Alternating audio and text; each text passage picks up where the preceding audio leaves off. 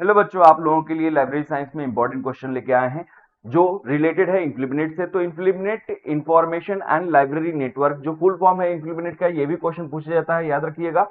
परियोजना का शुभारंभ भारत में कब हुआ था? तो ये ऑप्शन है आपके सामने 1985, 1988, 1991 और 1995। अगर इसके बारे में थोड़ा सा जानकारी दें तो यूजीसी के द्वारा 1988 में एक कमेटी बनाई गई थी, एक कमीशन बनाई गई थी कि जो विश्वविद्यालयों के जो आपस में लाइब्रेरी के नेटवर्क हैं स्थापित करने के लिए एक फार्मूला बनाया जाए। तो उसके लिए एक समिति का गठन किया गया और उस समिति के अध्यक्ष बनाए गए थे डॉक्टर यशपाल।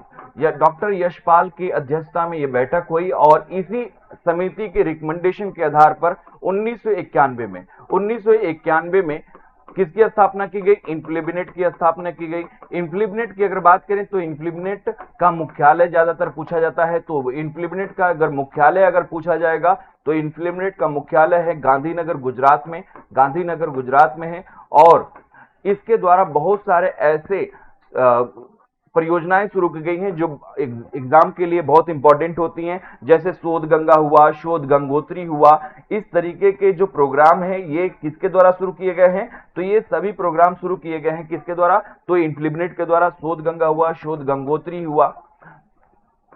फिर बहुत सारे सॉफ्टवेयर भी लॉन्च किए गए हैं किसके द्वारा? तो इंप्लीमेनेट के द्वारा। उनमें से एक बहुत ही इंपॉर्टेंट सॉफ्टवेयर है सोल।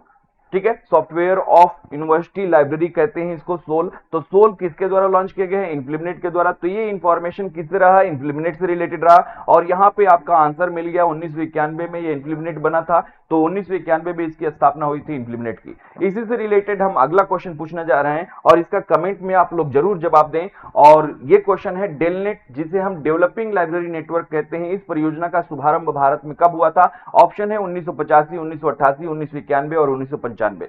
तो इस क्वेश्चन का कमेंट में जरूर जवाब दें और आप लोगों के जवाब का अपेक्षा रहेगा, आप लोग इसका सही आंसर दें। Thank you.